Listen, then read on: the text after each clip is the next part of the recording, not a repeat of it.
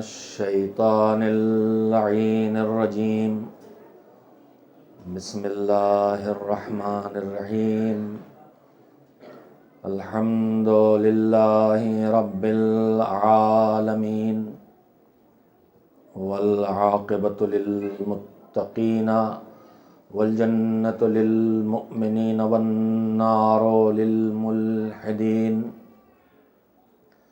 والصلاة والسلام على سید الانبیاء والمرسلین سیدنا و نبینا و شفیعنا ابی القاسم محمد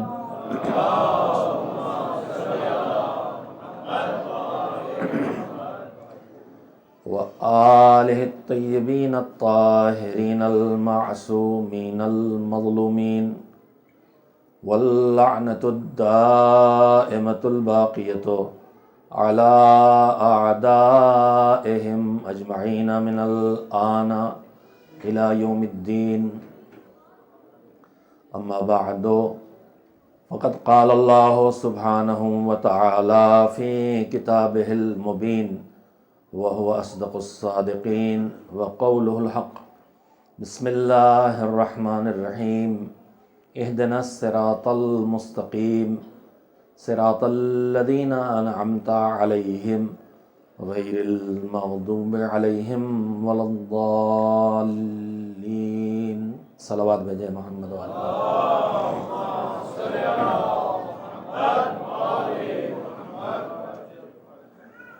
قرآن مجید کے پہلے سورہ حمد کی آخری آیات کی تلاوت کا شرف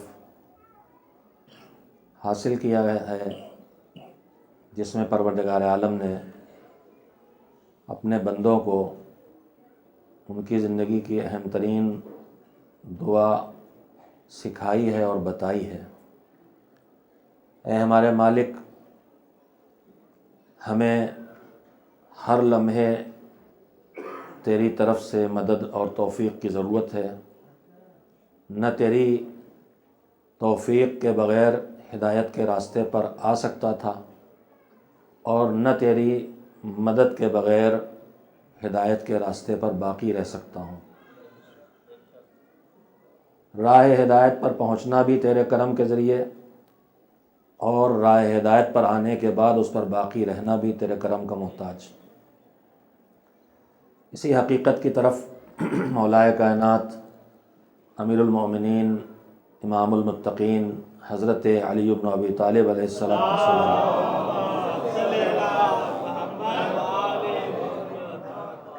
کی معروف ترین دعا، جو دعائے صباح کے نام سے جانی جاتی ہے، یعنی نماز صبح کے بعد مولا یہ دعا کرتے تھے، اس دعا کا ایک فقرہ ہے: بسم اللہ الرحمن الرحیم الہی ان لم تبتدین الرحمت منک بحسن التوفیق فمن السالک بی الیک فی واضح الطریق۔ اے پروردگار، اگر تیری رحمت نے پہل کر کے مجھے توفیق کا سہارا نہ دیا ہوتا تو پھر کس میں دم تھا کہ وہ ہدایت کے کھلے ہوئے راستے تک مجھے لے آتا۔ یہ تیرا کرم تھا کہ تو نے ہدایت تک پہنچایا ہے، تو نے اس منزل تک ہمیں پہنچا دیا ہے کہ ہم نے تجھے مانا اور تو نے جس کو منوایا انہیں مانا۔ ضد نہیں کی، بحث نہیں کی، بلکہ تو جن کو منواتا گیا ان کو مانتا گیا، اور جو کچھ تو نے ہم سے منوایا وہ ہم نے مان لیا۔ کریم، جب یہ شرف دے دیا ہے تو پھر اب اس شرف کو ہمارے پاس رہنے دے، ہمیشہ توفیق عطا کر تاکہ ہم سیدھے راستے پر رہ سکیں۔ سیدھا راستہ کن کا راستہ ہے؟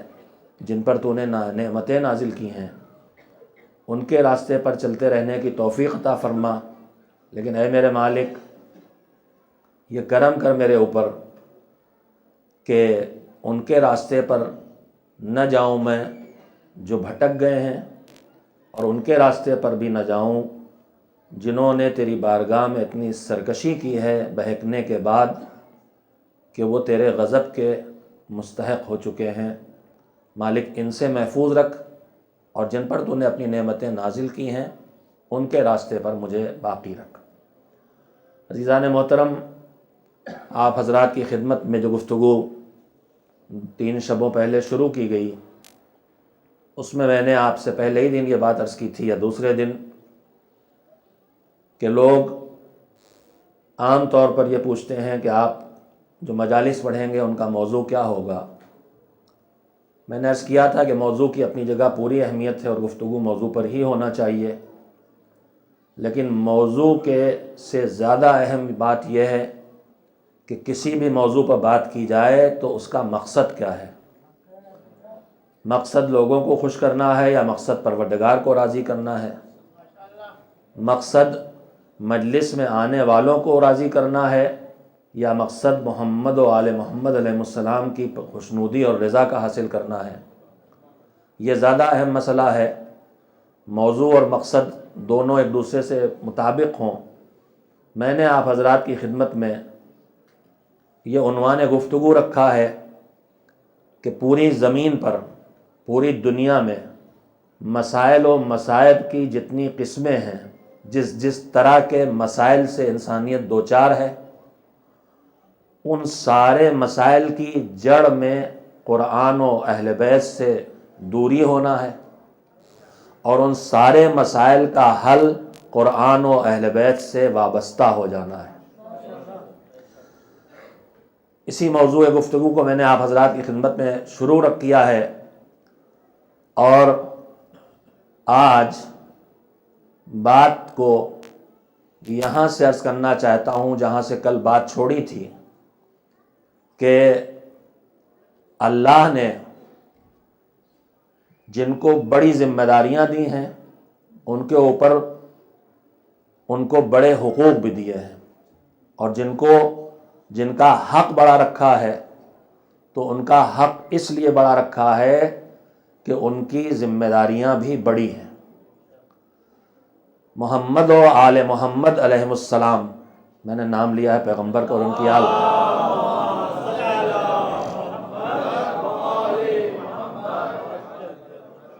سب سے بڑی ذمہ داری کو ادا کرنے کے لیے زمین پہ آئے تھے، انسانوں کی ہدایت کا انتظام کرنا، اور وہ بھی قیامت تک کے لیے انتظام کرنا۔ لہٰذا ان کے حقوق بھی بڑے ہیں۔ ہمارے اوپر جو ان کے حقوق ہیں، کل میں نے ان کی مختصر سی فہرست سمیٹ کے بیان کی تھی۔ ان کی معرفت حاصل کرنا، جو معرفت بغیر علم کے نہیں حاصل ہو سکتی۔ ہم علم تک جائیں گے، نالج تک پہنچائیں گے، چاہے کتابوں کو پڑھ کے علم حاصل کریں، چاہے اہل علم سے دریافت کر کے علم حاصل کریں، چاہے مجالس میں شرکت کر کے علم حاصل کریں، لیکن جب تک علم حاصل نہیں کریں گے، ان کو جانیں گے نہیں، اس وقت تک ان کو پہچانیں گے نہیں۔ جاننا ہے علم حاصل کرنا، اور پہچاننا ہے معرفت کی منزل تک پہنچ جانا۔ اس دنیا میں کتنے لوگ ہیں جو اللہ کو جانتے ہیں مگر پہچانتے نہیں ہیں، اور اس دنیا میں کتنے ایسے بد نصیب بھی ہیں جو پہچانتے ہیں مگر مانتے نہیں ہیں۔ سب سے بڑا بد نصیب وہی ہے جو پہچانے اور اس کے بعد بھی نہ مانے۔ پیغمبر کے ہاتھوں پر پتھروں کو بولتے دیکھے اور اس کے بعد بھی ان کو نہ مانے۔ مولائے کائنات کو پیغمبر کی آغوش میں پیدائش کے 3 دن دیوار کعبہ کے شق ہونے کے بعد آتے دیکھے اور تلاوت قرآن کریم کرتے دیکھے، اور اس کے بعد بھی علی کو نہ مانے۔ یہ بد نصیب ہیں۔ تو علم و معرفت کے زینے جب آدمی چڑھ لے گا تب مودت اہل بیت کی بلندی تک پہنچے گا، اور جب اس کے دل میں معرفت کے ذریعے مودت پیدا ہوگی تو اس مودت کا نتیجہ یہ ہوگا کہ وہ مرحلہ اطاعت میں آ جائے گا، اور مرحلہ اطاعت میں جب اطاعت کی راہ پہ چلے گا کہ جو وہ کہتے جائیں وہ کرتے جاؤ، اور وہ جس چیز سے روکتے جائیں اس سے رکتے جاؤ، تو یہی اطاعت کا مزاج اسے ترقی دے کے اس منزل تک پہنچائے گا کہ اب وہ اتباع کے مرحلے میں آ جائے گا، جہاں اب اسے یہ انتظار نہیں ہوگا کہ مجھ سے کہیں تو میں کروں، بلکہ چشم و ابرو کے اشاروں پہ نگاہ رکھے گا، اور جو ان کی پسند محسوس ہوگی اسے انجام دینے کی کوشش کرے گا، اور جو ان کو ناپسند ہوگا اسے ٹھکرا دے گا. یہ ہے اتباع کی منزل. کل میں نے آپ حضرات کی خدمت میں بات یہاں تک پہنچائی تھی. آج گفتگو کو یہیں سے شروع کرنا چاہتا ہوں کہ ہمیں اپنی زندگی کے مسائل کو حل کرنا ہے تو ہمیں قرآن و اہل بیت سے وابستہ ہونا ہوگا. صرف ان کو پہچاننا کافی نہیں ہے، ان سے وابستگی ضروری ہے. وابستہ ہونے کا مطلب یہ ہوتا ہے کہ ان کی اطاعت بھی کی جائے اور ان کی اتباع بھی کی جائے. عزیزان محترم، آج ایک انتہائی حساس موضوع پر آپ کی خدمت میں کچھ گزارشیں رکھنا چاہتا ہوں. ہماری قوم جس کے دلوں میں مودت اہل بیت موجزن ہے، ہماری قوم جو اہل بیت کے نام پر نہ پیسہ خرچ کرنے سے دریغ کرتی ہے، نہ اپنے وقت کو بچانے کی کوشش کرتی ہے، اپنی جان تک قربان کرنے کے لیے تیار ہے. ابھی آپ نے سنا ہے اور ہم سب جانتے ہیں کہ کچھ ملک ہیں بالخصوص پاکستان جہاں کے حالات یہ ہیں کہ عزادار مجلس میں جانے کے لیے نکلے، عزادار جلوس میں شرکت کے لیے نکلے تو اسے نہیں پتا ہوتا کہ ہم زندہ واپس آ پائیں گے یا نہیں واپس آئیں گے، لیکن یہ اس کے دل میں کوئی خوف نہیں پیدا کرتا ہے بلکہ ایک جوش، ایک ولولہ اور ایک شجاعت کا پیکر اسے بنا دیتا ہے. بچے بھی ساتھ ہیں، گھر کی خواتین بھی ساتھ ہیں. تو میرے عزیزو، مودت ہمارے دلوں میں موجزن ہے، محبت اہل بیت سے ہم سرشار ہیں، مگر اس مودت و محبت کے جو تقاضے ہیں ان کے پورا کرنے کی طرف جتنی ہماری توجہ ہونا چاہیے اتنی توجہ کہیں کہیں دکھائی نہیں دیتی. میں دو لفظوں کے سہارے، دو جملوں کے سہارے آپ سے ایک انتہائی قیمتی بات کہنا چاہتا ہوں. میرے عزیزوں، اہل بیت سے محبت و مودت کا نتیجہ ہے عزاداری. اہل بیت سے مودت و محبت کا نتیجہ ہے عزاداری، اور اہل بیت کی اطاعت اور اتباع کا نتیجہ ہے دینداری. پتہ نہیں دوسرے لفظ کی طرف آپ متوجہ ہو سکے کہ نہیں ہو سکے. میرے عزیزوں، میں پھر اپنے لفظوں کو دہراتا ہوں، محبت اہل بیت کا تقاضا اور نتیجہ ہے عزاداری، مگر اطاعت اہل بیت اور اتباع اہل بیت جو محبت ہی سے پیدا ہوتے ہیں، اس اطاعت اور اس اتباع کا تقاضا بھی ہے دینداری اور نتیجہ بھی ہے دینداری. دینداری کا مطلب یہ ہے کہ جو فرائض دین ہے وہ ہم سے چھوٹنے نہ پائیں، اور جو دین نے جن کاموں سے روکا ہے وہ ہماری زندگی میں دکھائی نہ دینے پائیں. اس لیے کہ اہل بیت جب کی اطاعت کا مطلب ہی یہی ہوتا ہے، وہ ہم سے کیا کہیں گے؟ کیا وہ ہم سے کسی گناہ کے کرنے کے لیے کہیں گے؟ کیا وہ ہم سے کسی نیکی سے کو چھوڑ دینے کے لیے کہیں گے؟ نہیں، اہل بیت اگر حکم دیں گے تو نیکیوں کے انجام دینے کا حکم دیں گے اور برائیوں سے اپنے آپ کو بچانے کا حکم دیں گے. میرے عزیزوں، یہ ہے اطاعت کا نتیجہ، دینداری. اور جب یہی اطاعت کی منزل اور آگے بڑھتی ہے، اطاعت انسان کی عادت بن جاتی ہے تو وہ اتباع کی منزل تک آتا ہے، اور اتباع اہل بیت کا نتیجہ دینداری بنتا ہے، اپنے فرائض کی ادائیگی بنتا ہے، واجبات کو انجام دینا بنتا ہے، حرام کاموں سے اپنے آپ کو بچانا بنتا ہے. بس آج میں یہیں پر ایک نہایت حساس گفتگو اپنے خصوصیت سے نوجوانوں کی خدمت میں کہنا چاہتا ہوں. دشمن نے ہم کو ہمیشہ مٹانے کی کوشش کی ہے، لیکن جتنا ہمیں مٹایا گیا ہے، مجھے خطیب اعظم مولانا سید غلام عسکری اللہ مقامہ کی تحریر کا ایک جملہ یاد آتا ہے کہ ہم اور ہماری عزاداری اس مہندی کی طرح ہے. اب تو لوگ بنی بنائی چیزیں استعمال کرتے ہیں، پتہ نہیں ہے، لیکن شاید میرے بزرگ تو یقیناً اور نوجوان بھی جانتے ہو، مہندی کی پتی گھروں میں توڑی جاتی ہے، اسے پیسا جاتا ہے، اور جتنا زیادہ پیسا جاتا ہے اتنا ہی اس کا رنگ نکھرتا ہے. ان کا جملہ یہ ہے کہ جتنا ہمیں پیسا جائے گا عزاداری کا رنگ اتنا ہی تیل ہوتا چلا جائے گا. ظلم ستم کی چکیوں میں پیس کے ہمیں مٹایا نہیں جا سکتا، عزاداری کو ہم سے چھینا نہیں جا سکتا. زندگی سے ہاتھ دھو سکتے ہیں. غلط جملہ بولا ہوں, میں اس جملے کو واپس لیتا ہوں. عزاداری کرتے ہوئے, سید الشہداء کا غم مناتے ہوئے ہم اگر موت آ جائے تو زندگی سے ہاتھ دھوتے نہیں ہیں, بلکہ شہادت کا شرف حاصل کر کے وہ زندگی پا جاتے ہیں جو کبھی فنا ہونے والی نہیں. ایک صلوات بھیج دے محمد و آل محمد.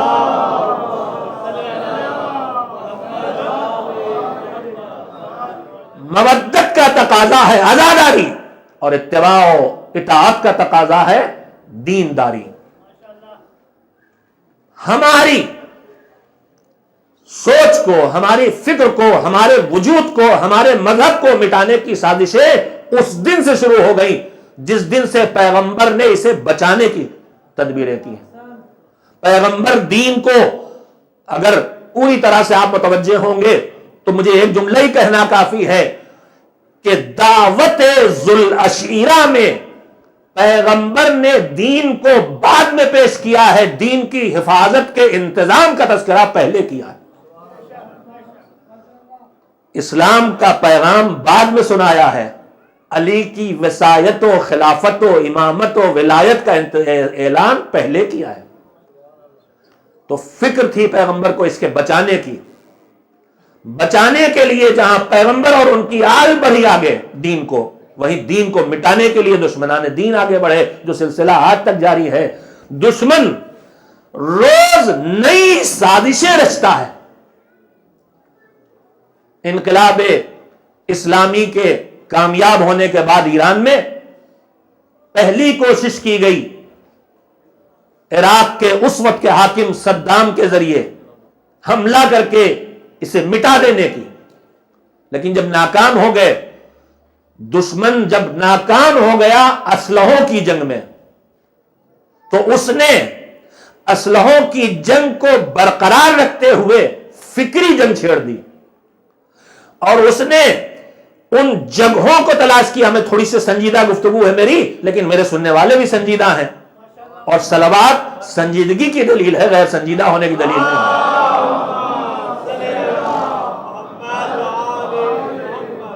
میرے نوجوان خصوصیت سے توجہ دے, بزرگ ان چیزوں کی طرف متوجہ ہیں. دشمن نے جب دیکھا کہ اسلحوں کی جنگ میں ان سے نہیں جیتا جا سکتا تو اس نے سازشیں رچنا شروع کی. سازشوں کی بھی نہ جانے کتنی قسمیں.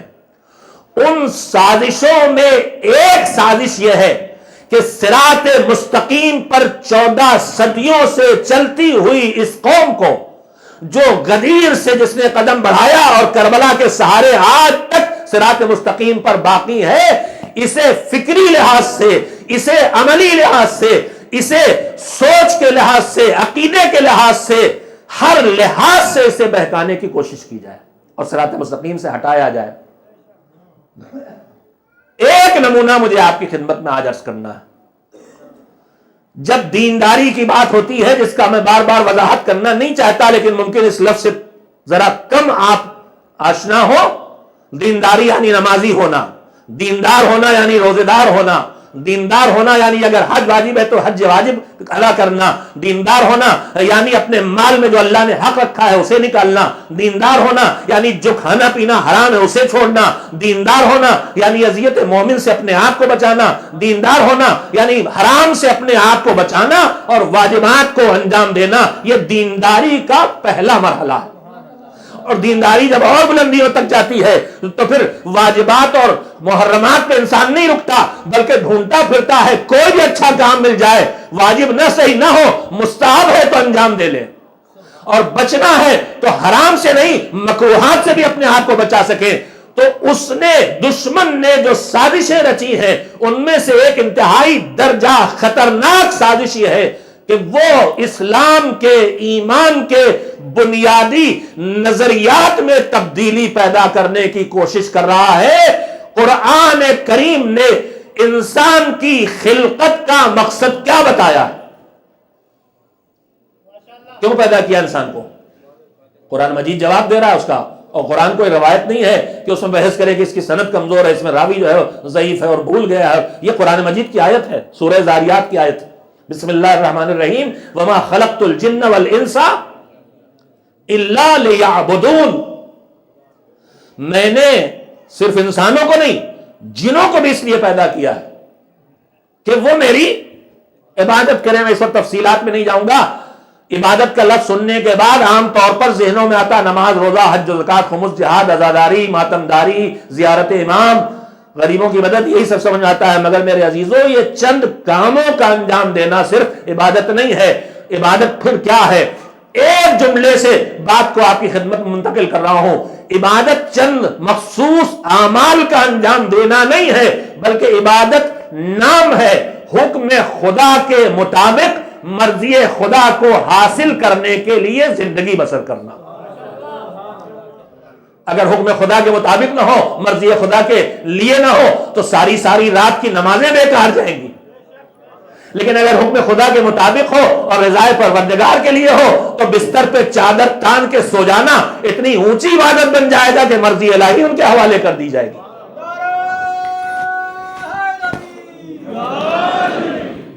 ایک اور بار صلوات بھیج دیں محمد وآل محمد.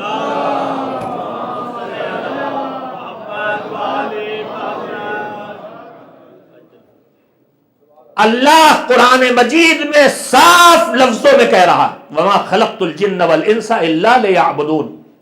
عبادت کیا ہے، اس کا مفہوم کیا ہے، اس وقت کی میری گفتگو کا موضوع نہیں ہو سکتا. آئندہ کسی دن اس موضوع تک بھی پہنچوں. لیکن جب قرآن نے کہہ دیا انسان کو ہم نے کیوں پیدا کیا ہے، تو اس نے انسان کا لفظ استعمال کیا ہے، انسانوں کی کسی خاص قسم کا نام نہیں لیا ہے. دشمن نے عیاری اور مکاری کے ساتھ ہمارے سیدھے سادے بھولے نوجوانوں کو یہ سمجھانے کی کوشش کی ہے کہ ساری دنیا عبادت کے لیے بنائی ہے، مگر ہم کو کس لیے پیدا کیا ہے؟ دلیل اس کی کیا ہے؟ ہم کو حسین پر رونے کے لیے پیدا کیا گیا ہے، بس. دلیل کیا ہے؟ جب حضرت فاطمہ الزہرا صلوات اللہ وسلامہ علیہا کی گود میں حسین آئے ہیں، پیغمبر نے اپنی بیٹی کو شہادت حسینی کی خبر دی ہے. حضرت زہرا نے سوال کیے ہیں کہ جب میرا بچہ شہید ہوگا تو بابا آپ ہوں گے کہ نہیں. ابو الحسن ہوں گے کہ نہیں، وہ بھی نہیں ہوں گے. حسن ہوں گے کہ نہیں، وہ بھی نہیں ہوں گے. تو حضرت زہرا نے کیا کہا کہ میرے بابا پھر میرا حسین جو شہید ہوگا اس پر روئے گا کون؟ تو امام نے اس کا کیا جواب دیا؟ رسول نے اس کا کیا جواب دیا؟ پیغمبر نے فرمایا اللہ ایک ایسی قوم پیدا کرے گا جو تمہارے بیٹے میرے نواسے حسین کا غم منائے گی. اس روایت کو اس بات کی دلیل قرار دیا جاتا ہے کہ ہم تو صرف غم حسین کے لیے پیدا کیے گئے ہیں. میرے عزیزوں، پہلی بات تو یہ کہنا چاہتا ہوں کہ اگر آپ صرف غم حسین کے لیے پیدا کیے گئے ہیں تو زندگی کا کوئی کام پھر کبھی انجام نہ دیجیے. اور دوسری بات یہ کہنا چاہتا ہوں کہ کیا غم حسین عبادت خدا نہیں ہے؟ کیا غم حسین عبادت خدا نہیں ہے؟ کیا آپ الگ سے کہیں کہ ہمیں غم حسین کے لیے پیدا کیا گیا، جب اللہ کہہ رہا ہم نے انسان کو عبادت کے لیے پیدا کیا ہے تو پوری زندگی عبادت بن سکتی ہے. حسین کی عزاداری بھی اللہ کی عبادت کا ایک حصہ ہے.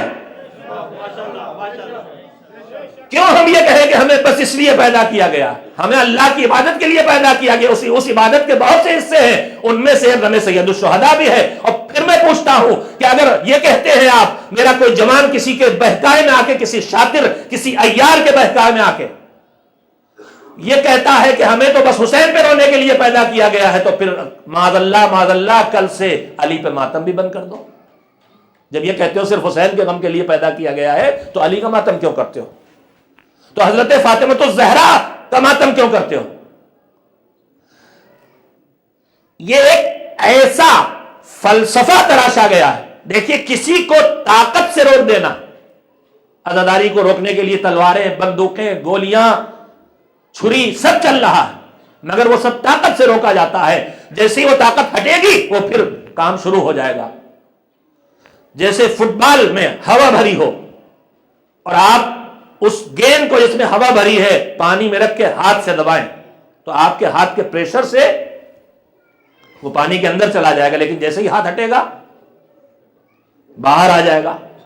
لیکن اگر اس کی ہوائی نکال دی جائے تو آپ کے ہاتھ کے پریشر کی ضرورت بھی نہیں ہوگی، وہ خود ہی سے زمین میں پانی کے نیچے جا کے بیٹھ جائے گا۔ تو دشمن طاقت سے روک کے جب ہار جاتا ہے تو پھر فکری حملے شروع کرتا ہے، فکروں کو بدلنے کی سازشیں رچتا ہے کہ یہ دین، یہ رہے مسلمان، یہ رہے مومن اپنے حساب سے، یہ رہے شیعہ اثنا عشری اپنے حساب سے، مگر اس کی فکر کو کھوکھلا کر دو، پورا دین چھین لو اس سے۔ میں اپنے اللہ میری مدد کرے اور میں اپنے جوانوں تک اس گزارش کو پہنچا سکوں۔ میرے عزیزوں، اگر تم کو کوئی سمجھاتا ہے کہ تم صرف حسین کی عزاداری کے لیے پیدا ہوئے ہو، میں ابھی کہہ رہا ہوں، بار بار کہہ رہا ہوں کہ اگر یہی سمجھایا جا رہا ہے تو پھر علی کی عزاداری بھی بند کرو، علی کی ولادت پہ خوشی کا جشن بھی منانا ختم کرو، ائمہ کی ولادت پر خوشی کا جشن منانا چھوڑ دو، اور عزاداری بھی صرف حسین کی کرو، کسی اور کا غم نہ مناؤ۔ یہ تو کوئی نہیں کہہ سکتا، کوئی نہیں کرنے والا، لیکن میں اس سے زیادہ مضبوط بات آپ کی خدمت میں کہنا چاہتا ہوں، اپنے نوجوانوں کی خدمت میں خاص کر کے، کہ کچھ لوگ ہمیں اور آپ کو یہ سمجھا رہے ہیں کہ ہم سے نماز سے کوئی مطلب نہیں، ہم سے روزے سے کوئی مطلب نہیں، ہم سے حج سے کوئی مطلب نہیں، ہم تو پیدا ہوئے عزاداری کے لیے، بس عزاداری کے لیے۔ اب میں روایات تک نہیں جاؤں گا، میں قرآن مجید کی آیات کے سہارے انشاءاللہ اپنی بات آپ کی خدمت میں عرض کروں گا۔ قرآن کریم میں شروع سے آخر تک آپ قرآن کی تلاوت کریں تو آپ، قرآن آیا ہے سارے انسانوں کی ہدایت کے لیے، ہدی للناس، لیکن اس سے ہدایت پانا کس کے مقدر میں ہے؟ جو تقوی اختیار کرے۔ ہدی للناس بھی کہتا ہے قرآن اور ہدی للمتقین بھی کہتا ہے۔ اپنے آئے ہیں ہم سب بیماروں کے لیے، لیکن ہماری یہ دوا اسے شفا دے گی جو پرہیزگاری اختیار کرے۔ قرآن سب کی ہدایت کے لیے آیا ہے، کچھ باتیں وہ سارے انسانوں سے کہتا ہے، لیکن کچھ باتیں کبھی کبھی انسانوں کی کچھ خاص قسموں سے کہتا ہے۔ کبھی صرف کفار کو خطاب کرتا ہے، قل یا ایھا الکافرون، اب بات جو کہی جا رہی ہے وہ صرف کافروں سے کہی جا رہی ہے۔ کبھی صرف یہودیوں سے بات کرتا ہے، یا ایھا الذین ھادوا، سورہ جمعہ میں ہے مثلا۔ کبھی صرف عیسائیوں سے بات کرتا ہے، سورہ آیہ مباہلہ والی آیت، مباہلے والی آیت، صرف عیسائیوں سے گفتگو ہے وہاں۔ کبھی صرف ایک فرقے سے نہیں، ایک نظریے سے نہیں، سارے انسانوں سے بات کرتا ہے، یا بنی آدم، یا ایھا الناس، اس طرح بھی بات کرتا ہے۔ لیکن قرآن کے اس لہجے میں جو اللہ کی گفتگو ہے، ایک گفتگو ہوتی ہے مخصوص ایمان والوں سے، یا ایھا الذین آمنوا کہہ کے بھی گفتگو کرتا ہے قرآن، ایمان والوں سے گفتگو کرتا ہے۔ اب ایمان والا کون ہے؟ جس کے ہاتھ میں قرآن ہے وہ سب دعوے دار ہیں کہ ہم ہیں ایمان والے، ہم ہیں ایمان والے۔ نظریات الگ الگ ہیں، عقائد الگ الگ ہیں، اعمال کے انجام دینے کی صورتیں الگ الگ ہیں، لیکن سب دعوے دار ہیں کہ ہم ہیں ایمان والے۔ تو اب طے کیسے ہو کہ قرآن جو ایمان والوں کو پکار رہا ہے تو یہ ایمان والے کون ہیں؟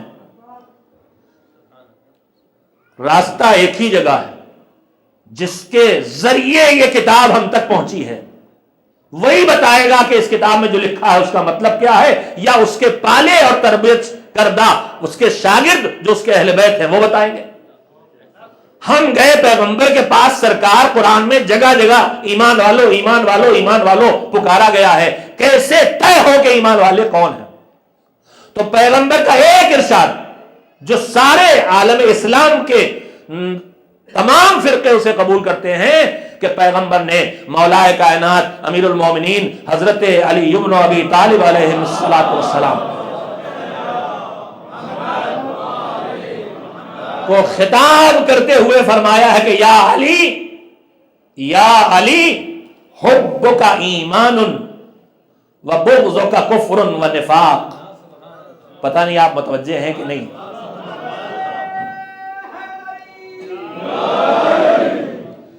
اے علی، تم سے محبت ہے ایمان، اور تم سے کینہ اور بغض یا نفاق یا کفر کفر ہے اور نفاق ہے۔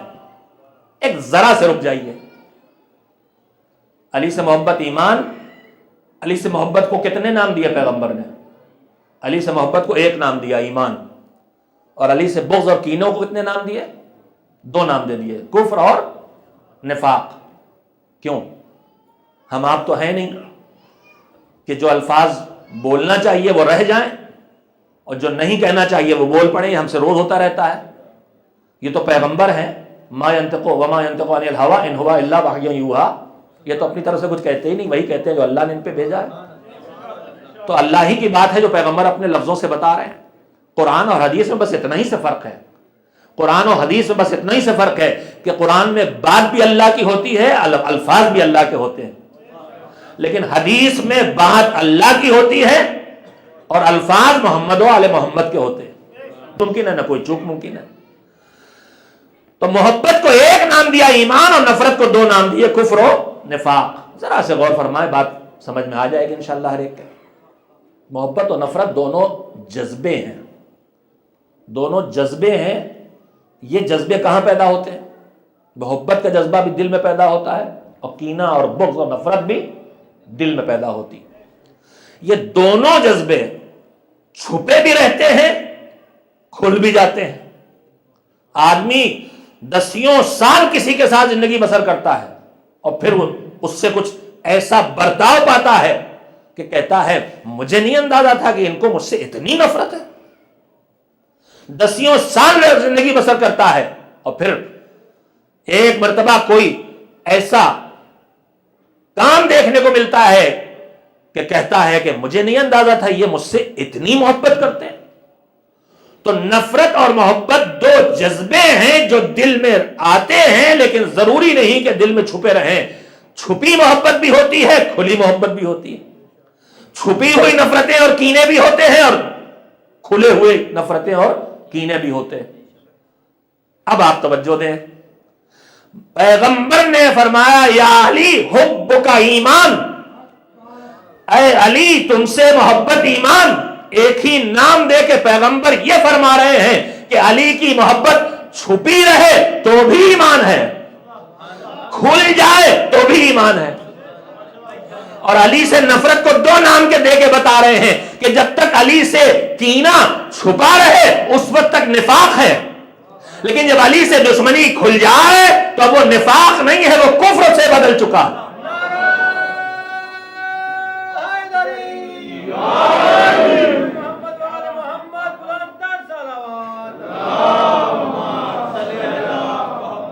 بات آپ کے دماغوں سے ذہنوں سے نکل نہ جائے کہ میں نے ایک حساس موضوع پہ گفتگو شروع کی ہے۔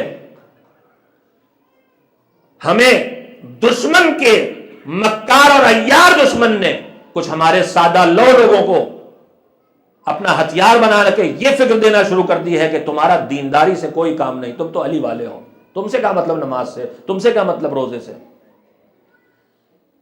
بس تمہیں عزاداری کرنا ہے۔ یا ایھا الذین آمنو، ایمان والا کون؟ ہم گئے پیغمبر کے پاس، پیغمبر کے پاس گئے، ہم نے پوچھا مولا سید و سردار آقا یہ ایمان والے کون ہیں؟ کہا تم نے میرا ارشاد نہیں سنا؟ یا علی حب کا ایمان، اے علی تم سے محبت ایمان ہے۔ تو اب مجھے کہنے دیجئے کہ جہاں کہیں قرآن کریم میں آتا ہے یا ایھا الذین آمنو، اس کا مطلب ہوتا ہے اے ایمان والو، یعنی اے علی والو، اے ایمان والو۔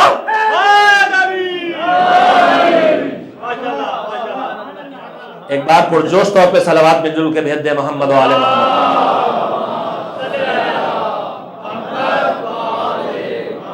اے ایمان والو یعنی اے علی والو، اے ایمان والو یعنی اے علی والو۔ اب میں آپ سے گزارش کرتا ہوں کہ جائیے پورے قرآن کریم میں ان آیتوں کو جمع کیجئے کہ جس میں اللہ نے دین کے احکام بیان کیے ہیں۔ نماز والی آیت، روزے والی آیت، حج والی آیت، زکوٰۃ والی آیت، غیبت کے حرام ہونے والی آیت، حجاب والی آیت، سود کے حرام ہونے والی آیت، ان ساری آیات کو پورے قرآن کریم سے جمع کیجئے اور اس کے بعد دیکھ کے بتائیے کہ کیا ان ساری آیتوں میں کوئی ایک آیت ایسی ہے جس میں اللہ نے کافر سے کہا ہو کہ روزہ رکھو، منافق سے کہا ہو کہ حج کے لیے جاؤ؟ نہیں، جب وہ احکام دیتا ہے دین کی پابندی کے، حرام و حلال کے، تو کسی کو اس لائق نہیں قرار دیتا کہ ان سے بات کرے۔ جب نماز کی بات کرتا ہے، روزے کی بات کرتا ہے، حج زکات کی بات کرتا ہے، تو کہتا ہے اے ایمان والو، یعنی اے علی والو،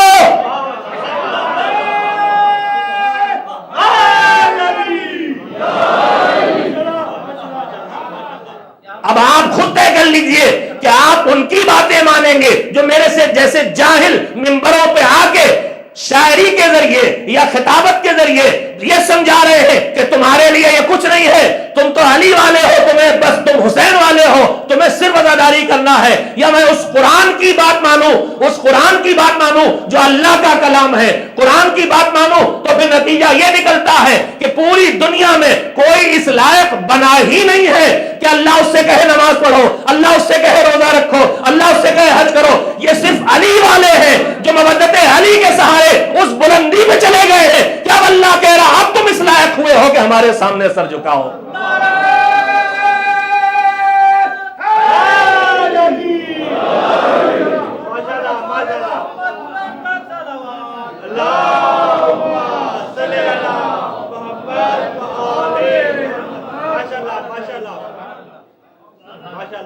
قرآن ہمیں یہ سمجھا رہا ہے کہ علی والے بنو گے تب نمازی بننے کے لائق ہوگے، علی والے ہو جاؤ گے تب روزہ دار بننے کے لائق ہوگے، تب تم عبادتوں کے لائق بنو گے۔ قرآن ہمیں یہ سمجھا رہا ہے اور واضح لفظوں میں سمجھا رہا ہے۔ میرے جوانوں، میرے عزیزوں، ان شاطروں کے بہکائے میں نہ آنا جو چند سکوں کے لیے، جو تھوڑی سی شہرت کے لیے اپنا دین تو بیچ ہی رہے ہیں، ساتھ ساتھ قوم کو بھی دین فروشی کی راہ پہ لے جانا چاہتے ہیں۔ اللہ نے صاف اور صریح لفظوں میں یہ سارے احکام ایمان والوں کے حوالے کر کے بتایا ہے کہ جب تک علی والے بنو گے نہیں تب تک تم اس لائق نہیں ہوگے کہ ان کاموں کو انجام دو۔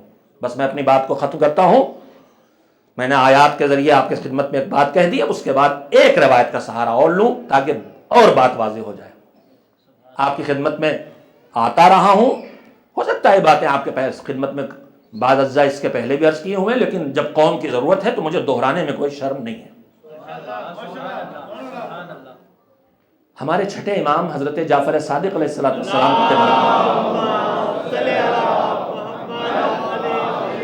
آپ کا ایک ماننے والا، آپ کا ایک چاہنے والا، آپ سے محبت کرنے والا، آپ کا شیعہ امام کی خدمت میں آیا اور اس نے آ کے کہا مولا، لوگ آپ کے نام سے ایک ایسی روایت بیان کر رہے ہیں جس کے بارے میں مجھے نہیں لگتا کہ آپ نے ایسی بات کہی ہوگی۔ تو امام نے کہا کیا ہے وہ بات؟ کہا لوگ یہ کہتے ہیں کہ آپ نے فرمایا ہے، توجہ دیجئے گا پوری، لوگ یہ کہتے ہیں کہ آپ نے فرمایا ہے اذا عرفت فاعمل ما شئت، لوگ یہ کہتے ہیں کہ آپ نے فرمایا ہے کہ جب تم نے اپنے زمانے کے امام کی معرفت حاصل کر لی تو اب جو جی چاہے کرو۔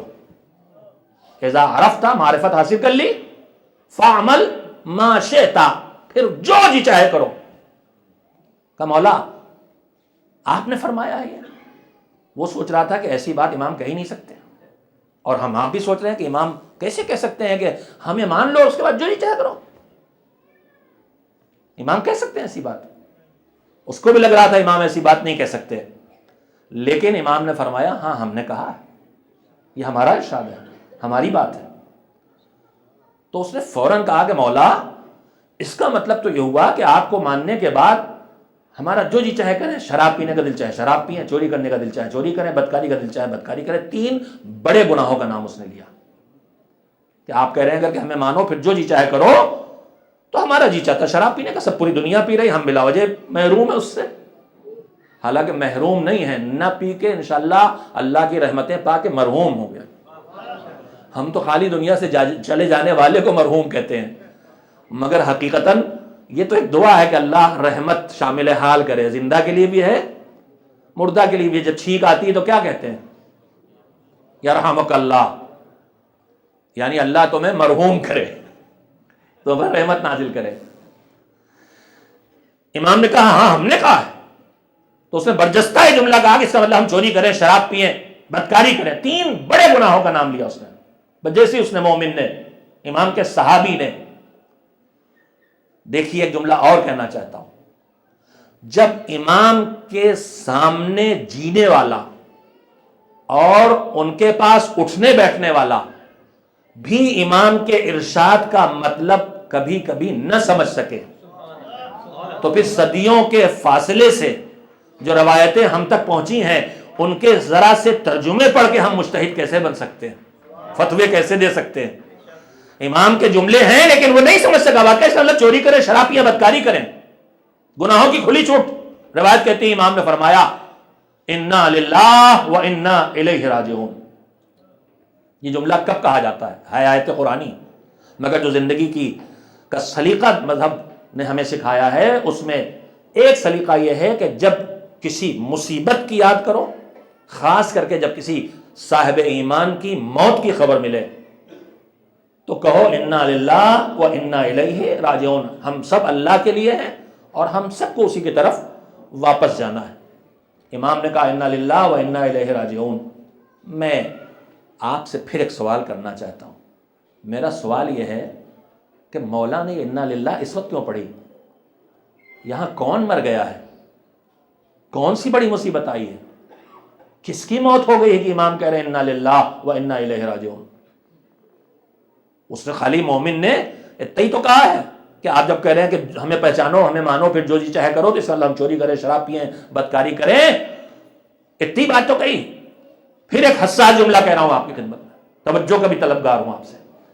امام نے کہا انا للہ و انا الیہ راجعون، جو مومن کی موت کی خبر پہ جملہ بولا جاتا ہے، امام اس موقع پہ بولے، امام اس جملے کو زبان پہ لا کے شاید یہ پیغام ہم کو اور آپ کو دینا چاہتے ہیں کہ دیکھو اس نے چوری نہیں کی ہے، اس نے شراب پی نہیں ہے، اس نے بدکاری کی نہیں، خالی کہہ رہا ہے اس کے بارے میں۔ امام اس وقت انا للہ کہہ کے یہ بتا رہے ہیں شاید کہ دیکھو مومن کے دماغ میں ان گناہوں کا تصور آنا بھی امام کی نگاہ میں مومن کی موت ہے۔ ان گناہوں کا تصور بھی اگر دماغ میں آتا ہے تو اس کا مطلب مومن کی موت ہو گئی۔ اور مولا کائنات امیر المومنین حضرت علی بن ابی طالب علیہ السلام کا مشہور جملہ ہے۔ پیچھے بیٹھے ہوئے لوگ سمجھ رہے ہیں کہ مجھے ان کے چہرے نہیں دکھائی دے رہے ہیں، ان کی آواز نہیں پا رہی ہے۔ ارے بھائی صلوات بھیجے تو سب لوگ مل کے ساتھ بھیجیں، ایک مل جل کے صلوات بھیجیں محمد و آل محمد پر، جو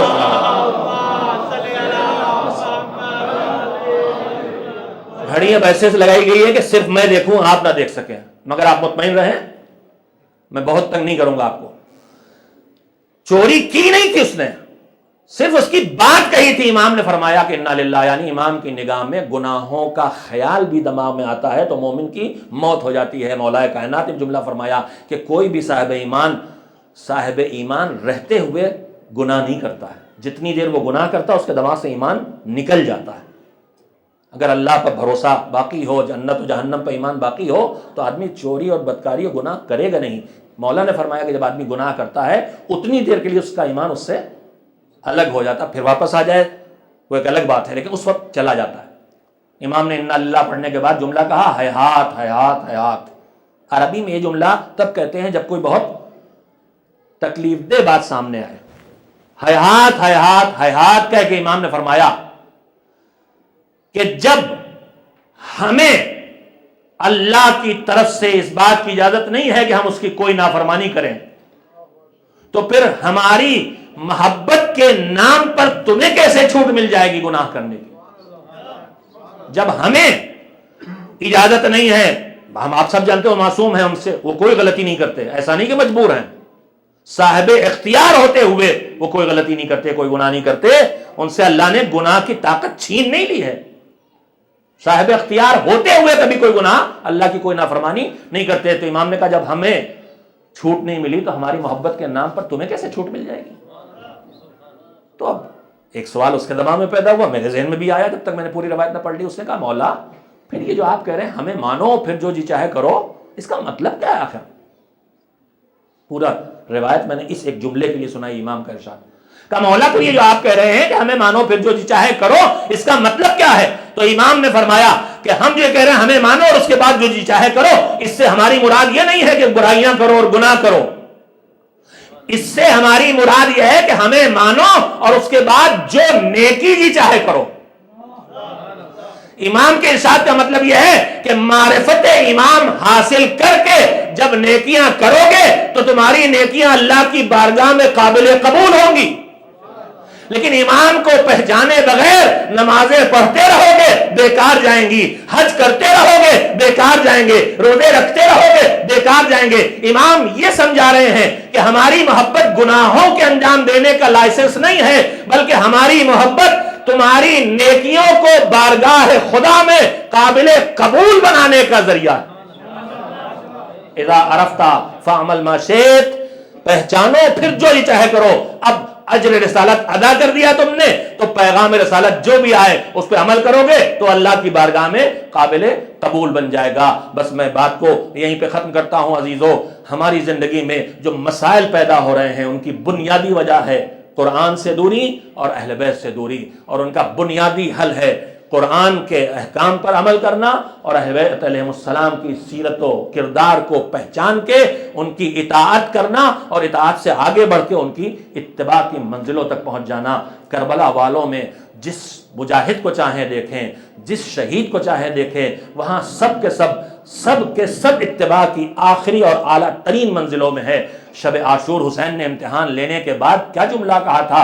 کوئی معمولی شرف نہیں ہے. کہا تھا مجھے ایسے گھر والے ملے ہیں اور ایسے ساتھی ملے ہیں جیسے ساتھی نہ میرے نانا رسول اللہ کو ملے تھے، نہ میرے بابا علی مرتضیٰ کو ملے تھے، نہ میرے بھیا حسن مجتبیٰ کو ملے تھے جیسے مجھے ملے.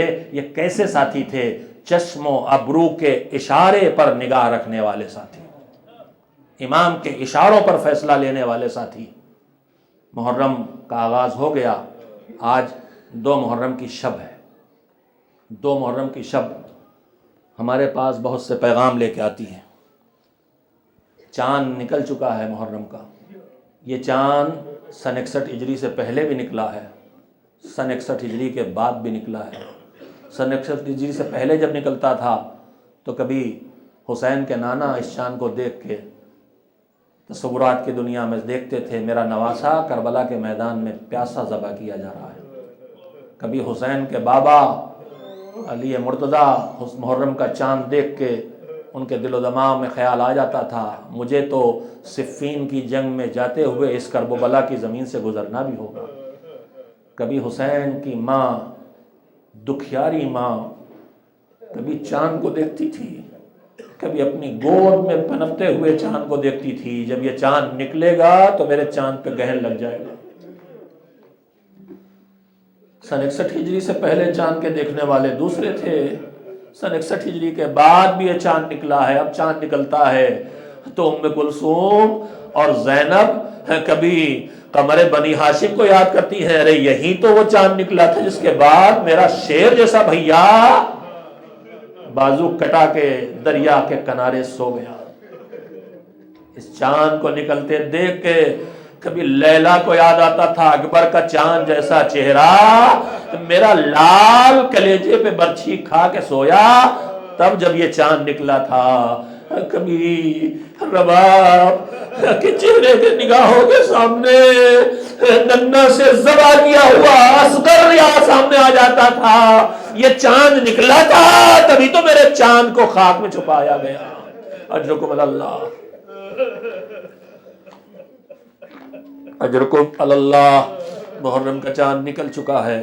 حسین کا قافلہ مکے سے 8 ذی الحجہ کو روانہ ہوا تھا کوفے کے لیے. درمیان میں شہادت مسلم کی خبر ملی ہے اور اس کے بعد کوفے کے نزدیک پہنچ رہے ہیں کہ ہر کا رسالہ راستہ روکنے کے لیے آ گیا ہے. اس موقع کے لیے بھی حسین نے خصوصی انتظام کیا تھا. آپ نے ابھی مجلس میں بھی سنا ہے، روز سنتے ہیں کہ جہاں حر کے رسالے سے ملاقات ہوئی، اس سے پہلے جہاں منزل کی تھی، حسین نے کہا تھا جتنے برتن ساتھ ہیں، جتنی مشقیں اور جتنے ظروف ساتھ ہیں، سب کو پانی سے بھر لو۔ اصحاب سوچ رہے تھے کہ اتنے پانی کی ہمیں کیا ضرورت ہے، مگر رسول کا نواسہ جانتا تھا ابھی ہم آگے بڑھیں گے تو دشمن صحیح مگر پیاسے دشمن ہوں گے، ان پیاسے دشمنوں کو پانی پلانا ہے۔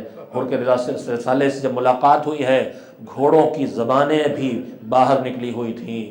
حسین نے ایک ایک سپاہی کو، ایک ایک جانور کو اپنی نگرانی میں پانی پلوایا ہے۔ ایک ظالم روایت کرتا ہے جو واقعہ کربلا کے بعد زندہ رہا کہ وہ کہتا ہے وہ اتنا پیاسا تھا کہ مشکیزے سے پانی نہیں پی پا رہا تھا، پانی زمین پہ گر رہا تھا اور وہ پی نہیں پا رہا تھا۔ فرزند زہرا خود گھوڑے سے زمین پہ اترے تھے اور مشکیزے کا دہانہ پکڑ کے اس کو پانی پلایا تھا۔ میں کہوں گا میرے آقا، تم نے ایک ایک ظالم سپاہی کو پانی پلایا، ایک ایک اونٹ کو پانی پلایا، ایک ایک گھوڑے کو پانی پلایا۔ مجھے یاد آ جاتی ہے آپ کی بچی، کربلا کا لٹا ہوا قافلہ جب کوفے کی طرف جا رہا تھا تو قافلہ روکا گیا۔ کیوں روکا گیا؟ کہ لوگ پیاسے ہیں، سپاہی پیاسے ہیں، انہیں پانی پلایا جائے گا۔ پانی لشکر یزید کو پلایا جانے لگا۔ ننھی سکینہ تماچے جس نے کھائے ہیں، ننھی سی پشپ تازیاں نے جس نے کھائے ہیں، جس کے بازو رسیوں سے بندھے رہے ہیں، وہ بچی اپنی پھوپھی کے پاس آئی، پھوپھی اماں پانی پلایا جا رہا ہے، اگر آپ کی اجازت ہو تو میں بھی ان سے تھوڑا سے پانی لے کے پی لوں۔ زینب کیسے کہیں کہ بیٹا یہ پانی نہیں دیں گے؟ کہا بیٹا اگر پانی دے دے تو ضرور پی لو۔ ننھی سے بچی ایک سوکھا ہوا جام لے کے ظالم شمر کے پاس آ گئی، تھوڑا سے پانی ہمیں بھی دے دے۔ ظالم نے رخ پھیرا، لشکر کے ایک ایک سپاہی کو پانی پلانا شروع کیا۔ ننھی بچی حسین کی یتیمہ کھڑی ہے انتظار میں کہ جب سب سپاہی پی لیں گے تب شاید مجھے پانی مل جائے۔ جب سارے سپاہی پانی پی چکے پھر آگے آئی، اب دے دے پانی، اب تو کوئی پیاسا نہیں رہ گیا۔ ظالم پھر بڑھ گیا جانوروں کی طرف، ایک ایک اونٹ کو پانی پلایا جا رہا ہے، ایک ایک گھوڑے کو پانی پلایا جا رہا ہے۔ یتیم حسین سکینہ سوکھا جام ہاتھوں میں لیے انتظار کے عالم میں کھڑی ہیں۔ جب سارے سپاہی پانی پی چکے، جب سارے ظالم پانی پی چکے، جب سارے جانوروں کو بھی پانی پلا لیا گیا، بچی آگے بڑھی، اب تو سب پی چکے، اب دے پانی۔ ظالم نے بچے ہوئے پانی کے ساتھ مشکیزے کے دہن پہ دہانے کو پکڑا، سکینہ نے ہاتھ بڑھایا مگر بچا ہوا پانی بھی کوزے میں ڈالنے کے بجائے سوکھی ہوئی ریت پر پھینک دیا۔ بچی نے فرات کر اکڑ کے آواز دی، چچا۔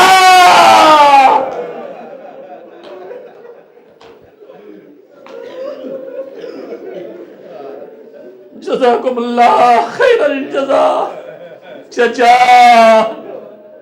آپ پانی لینے گئے تھے، آپ پانی نہ لائے تو آج تک آپ کی بھتیجی سکینہ پیاسی ہے۔ اجرکم اللہ۔ حسین کا قافلہ اور آگے بڑھا، یہاں تک کہ وہ سرزمین آ گئی جہاں پر سواری نے قدم روک لیے۔ حسین نے ایک مرتبہ کہا جا کے اس پڑوس کی جو قبیلے ہیں بنی اسد ان کو بلا کے لاؤ۔ ان کے کسی بزرگ کو بلایا، کہا اس جگہ کا نام کیا ہے؟ اس نے کہا اس جگہ کا نام نینوا ہے۔ کہا اس کا کوئی اور نام بھی ہے؟ کہا اس جگہ کو قادسیہ بھی کہتے ہیں۔ کہا اس جگہ کا کوئی اور نام بھی ہے؟ کہا اسے تف بھی کہتے ہیں۔ کہا اور کوئی نام بھی ہے؟ کہا اسے شت فرات بھی کہتے ہیں۔ مولا جانتے ہیں لیکن نہ جاننے والوں کو بتانا چاہتے ہیں۔ کہا کوئی اور نام بھی ہے؟ کہاں فرزند رسول اس زمین کو کربلا بھی کہتے ہیں۔ فرزند رسول نے مرتبہ ہاتھوں کو اٹھایا، اللہم انی اعوذ بکا من کرب و بلا، پروردگارا کرب اور بلا سے تیری بارگاہ میں پناہ لینے کے لیے حاضر ہوا ہوں۔ کہا بس یہی ہماری منزل ہے، یہی ہمارے خیمے لگیں گے، یہی ہمارا خون بہے گا، یہی ہمارے گلے کاٹے جائیں گے۔ اور اس کے بعد بعض روایات کہتی ہیں کہ انہوں نے زمین کربلا کی ایک مٹھی خاک اٹھا کے سونگا اور زمین پہ پھینک کے یہ فرمایا تھا یہی ہمارا خون بہے گا۔ خیمے لگنے لگے، خیمے لگنے لگے، فرات کے کنارے خیمے لگنے لگے کہ ایک مرتبہ یزید کی سپاہ نے رکاوٹ کھڑی کی، فنات کے کنارے خیمے نہ لگنے دیں گے۔ ابن زیاد نے حکم دیا ہے بے آب و گیا میدان میں روکنا، پانی کے پاس نہ آنے دینا۔ عباس کے کانوں تک آواز پہنچی خیمے فرات کے کنارے نہیں لگیں گے۔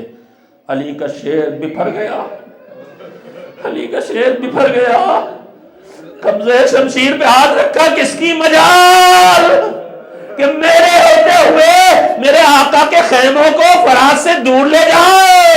حسین نے اس شیر کے بگڑے ہوئے تیوروں کو دیکھا، خیمے میں گئے، کہا بہن عباس کو تم سنبھالو۔ ارے ابھی کچھ دن نہیں گزرے ہیں کہ جب بھائی کے جنازے پہ تیروں کی بارش ہو رہی تھی، قبضے شمشیر پہ ہاتھ گیا تھا تو حسین نے اپنے بھیا کو، شیر جیسے بھیا کو روکا تھا۔ اب کہہ رہے بہن تم سنبھالو۔ بہن نے فضہ کو بھیجا، جا کے کہے عباس سے تمہاری بہن تمہیں سلام کہہ رہی ہے، تمہیں بلا رہی ہے۔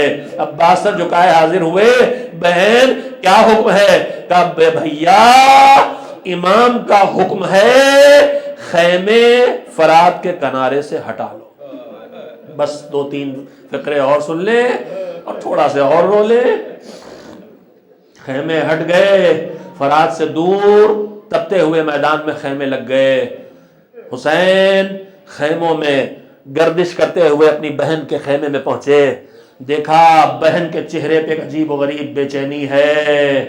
پوچھا میری بہن کیا بات ہے، کیا بات ہے، تم اتنی بے چین کیوں ہو؟ ابھی تو تمہارا شیر جیسا بھیا عباس ہے، تمہارا کڑیل جوان لال علی اکبر موجود ہے، تمہارے گود کے پالے شیر اور محمد موجود ہیں، تم اتنی بے چین کیوں دکھائی دے رہی ہو؟ زینب کبریٰ نے کہا بھیا یہ بات نہیں ہے، میری بے چینی کا کچھ اور سبب ہے۔ کہا کیا بات ہے میری بہن؟ کہا بھیا جب سے اس اجڑے دیار میں خیمے لگے ہیں، مجھے ان خیموں کے ارد سے ایک رونے والی کی آواز آ رہی ہے، جس لگتا ہے وہ کہہ رہی ہے یا حسین یا حسین۔ حسین نے کہا بہن تم نہ پہچان سکی، ارے یہ کوئی اور نہیں، یہ ہماری دکھیاری اماں فاطمہ زہرا ہے۔ اجرکم علی اللہ، اجرکم علی اللہ۔ فاطمہ نے جنت چھوڑی ہے، فاطمہ نے مدینہ چھوڑا ہے، لٹے قافلے کے ساتھ آئی ہیں۔ کل بھی میں نے عرض کیا تھا شب عاشور گریہ زہرا کی صدا سنائی دی تھی حسین کے چاہنے والے ہلال کو۔ ابھی تو فاطمہ کربلا میں ہیں، اس لیے کہ ان کے گود کے پالے لخت جگر جنہیں شہید ہونا ہے وہ بھی کربلا میں ہیں، اور ان کی گود کی پالی بیٹیاں ابھی وہ بھی کربلا میں ہیں۔ مگر دشوار وقت تب آئے گا اس دکھیاری ماں کے لیے کہ جب قافلہ دو حصوں میں تقسیم ہو رہا ہے، سر کٹا کے کچھ گود کے پالے کربلا میں سو رہے ہیں اور ننگے سر کچھ بیٹیاں بازار کوفہ و شام کی طرف لے جائی جا رہی ہیں۔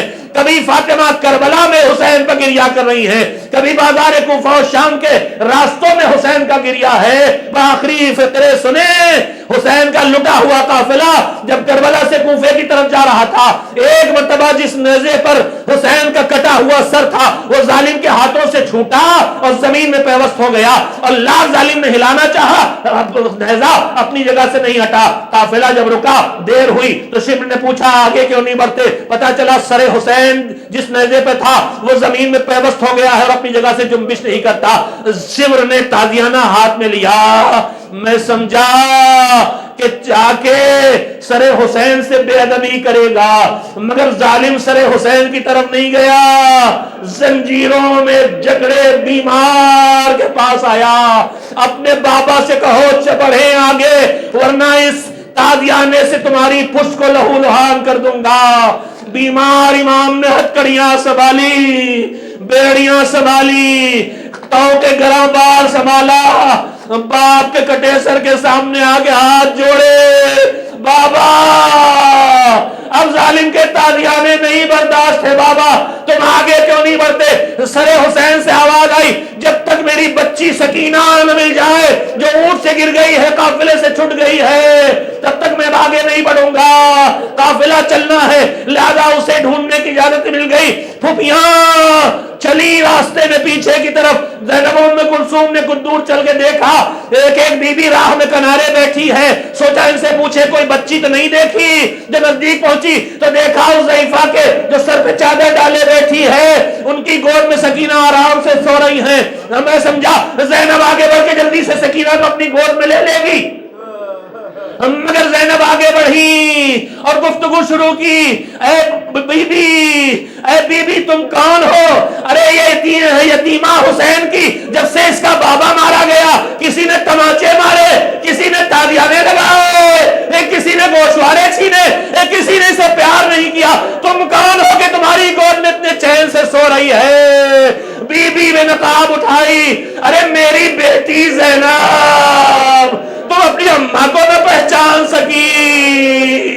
زینب نے اماں کے گلے میں باہیں ڈال دی، اماں تمہارا بھرا گھر کربلا میں لٹ گیا، میں نے اپنی آنکھوں سے اپنے بھیا کو ذبح ہوتے دیکھا۔ ماں نے جواب دیا، بیٹا میں بھی تو دیکھ رہی تھی، میرا پیاسا بچہ ذبح ہو رہا تھا اور میری نگاہوں کے سامنے میرے لال کے گلے پہ چھری چل رہی تھی۔ وَسَيَعْلَمُ الَّذِينَ ظَلَمُوا أَيَّ مُنْقَلَبٍ يَنْقَلِبُونَ أَلَا لَعْنَةُ اللَّهِ عَلَى الْقَوْمِ الظَّالِمِينَ اللهم تقبل منا إنك أنت السميع العليم۔ ماتم حسین، ماتم شہدائے کربلا۔